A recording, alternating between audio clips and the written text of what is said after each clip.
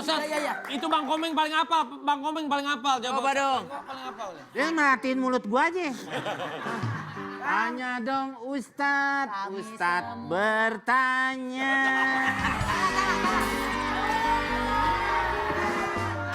Mana konsepnya dah? Ustadz saya mau nanya nih. Ya. Temen saya tuh orangnya nggak bisa ditemenin. Kayaknya hatinya selalu nggak ngenakin. Boleh nggak hatinya saya bikin sambal hati? Dosa itu ada 3. Dosa itu ada 3. Wow.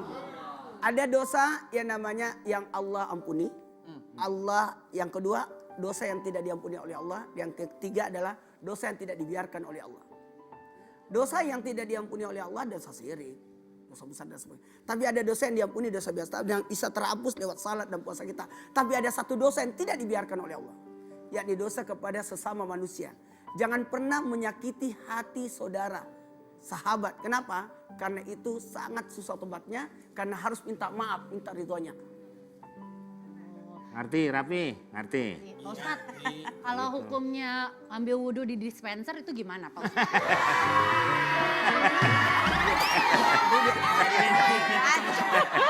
Puasa.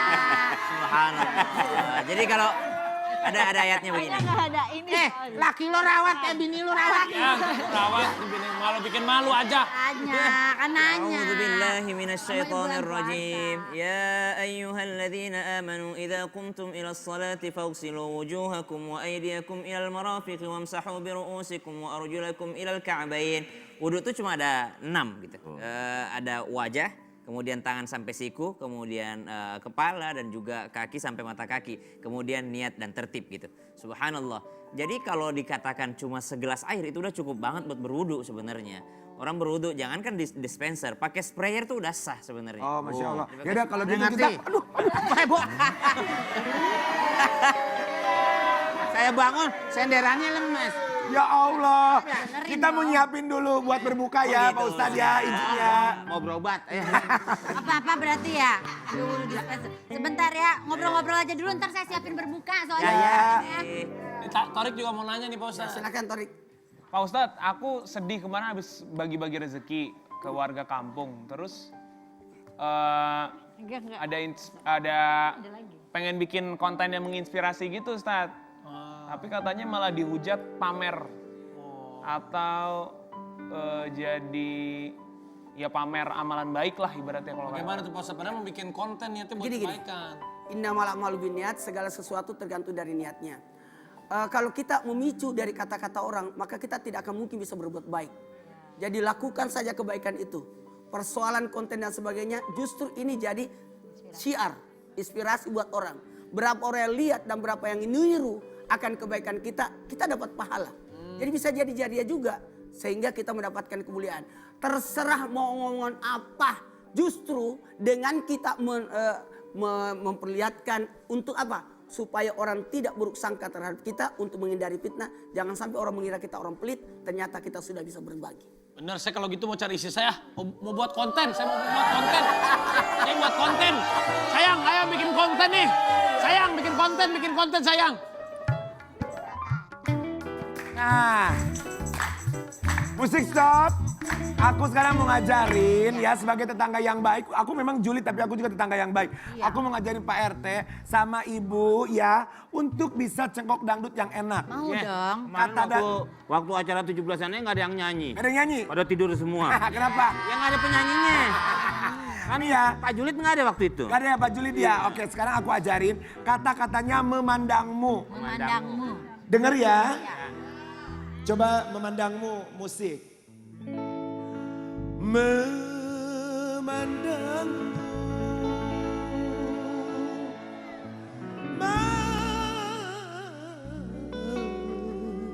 Coba. Kalau kayak gini makan biasa kan saya diva.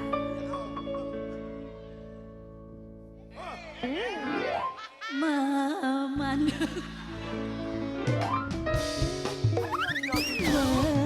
Memandangmu. Sekarang Pak RT.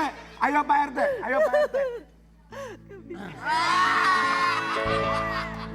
Menendang. Aduh. Udah. Nendang, mandang. Salah itu salah.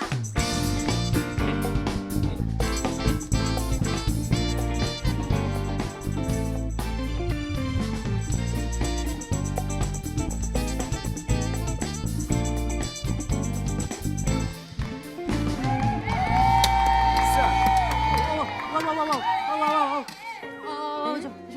Mau ngikutan? Wah, lagi. Atas. Siap. Aduh. Pemirsa, keren banget kan aku atraksi juga sama Caprito. Nanti biar ibu-ibu pada bangga nih di komplek ini. Oh, Aku gitu. tiba-tiba bisa atraksi. Abis ini kita tong setan yuk. Siap. Keren banget nih Bu Esti. Karena udah atraksi bareng aku akan kasih spesial dari CDA. Wah, apa tuh Caprito? Mau banget dong yang spesial. Ini nih, fish dumpling chicken garang asam ala CDA. Silakan. Nah, bisa dikreasiin menjadi fish dumpling sambal mata. Kemudian bisa juga masakan Nusantara kita kreasiin menjadi masakan-masakan yang banyak sekali. Jadi bisa banyak juga berbagai menu ya. Betul. Nah, fish dumpling ini bisa digoreng langsung dimakan dengan nasi yang hangat. Itu enak banget. Aduh. Ya kan? Dan isian ayamnya itu enak banget. Makanya jadi nambah dia terus gitu. Nah, kalau pengen tahu kreasi menu yang banyak itu bisa cek di sosial media CDA Seafood. Wah, mantap itu. Chef, kalau masak CDA fish dumpling itu ribet nggak ya? Praktis dan cepat karena CDA fish dumpling tidak perlu dimasak lama-lama karena produk CDA sudah setengah matang plus ada kandungan protein ikan yang baik untuk tubuh.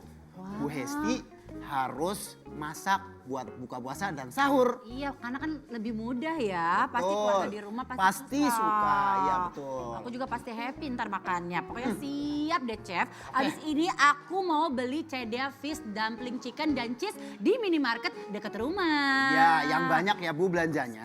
Sip. Nah, sambil nunggu azan berbuka, aku mau info ini ke pemirsa. Kalau CDA bagi-bagi THR. Nih, coba cek ya untuk kalian di bawah ini ada THR buat Buat hari kalian ini. semua buat hari ini. Yes. Coba kita Tren. Selamat ya untuk para pemenang. Hari ini lumayan banget karena ada 400.000 rupiah dipotong Wah, pajak. luar biasa. Lumayan itu buat beli baju lebaran. Betul. Makanya untuk yang pengen ikutan jangan lupa ikuti CDA bagi-bagi THR.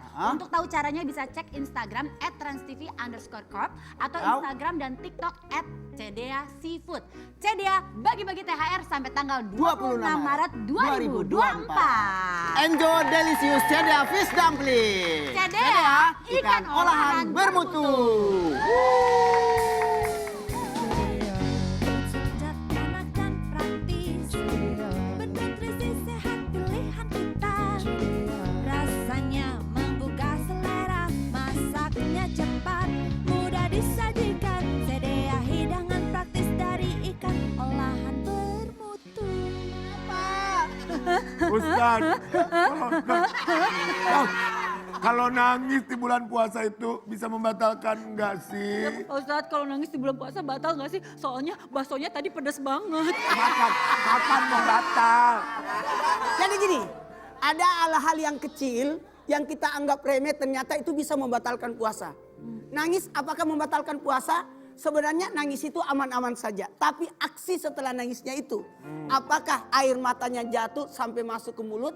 Sampai bisa membatalkan puasa. Oh takutnya air mata jatuh masuk ke mulut terus kita tambahin pisang goreng itu udah pasti batal. Jadi ayo jaga puasa kita supaya kita bisa menjaga dalam bentuk ketaatan, kesabaran dalam menjalankan perintah Allah dan menjauhi larangannya. Sebenarnya bagi orang-orang yang berusaha memperbaiki amalnya tidak ada yang disebut dengan hal kecil. Semua sebagai pantangan itu dianggapnya adalah sesuatu hal yang besar. Misal orang yang sangat memperhatikan waktu, nggak ada istilahnya dia tidur lalu tidak sholat. Ini kan hal kecil, ketiduran tidak sholat. Ini hal yang sangat besar gitu, hal yang fatal. Kenapa? Dia tidak menjalankan perintah kepada Allah Subhanahu Wa Taala. Dia tidak jalankan ketaatan kepada Allah Subhanahu Wa Taala. Maka jikalau seseorang ingin puasanya berkualitas, bukan hanya mendapatkan lapar dan haus semata, maka dia bukan hanya menjaga hal-hal yang bisa membatalkan puasa, tapi jagalah juga hal-hal yang bisa menghilangkan pahala puasa. Seperti apa? Terlalu senang bersumpah palsu, kalau ngomong ditambah-tambahin, maka ini bisa jadi menghilangkan pahala puasa. Maka jagalah ibadah kita supaya jadi berkah. Kita lakukan sunnah-sunnah puasa. Ya. Mau tahu? Apa tuh? Mau tahu? Apa? Segera untuk berbuka.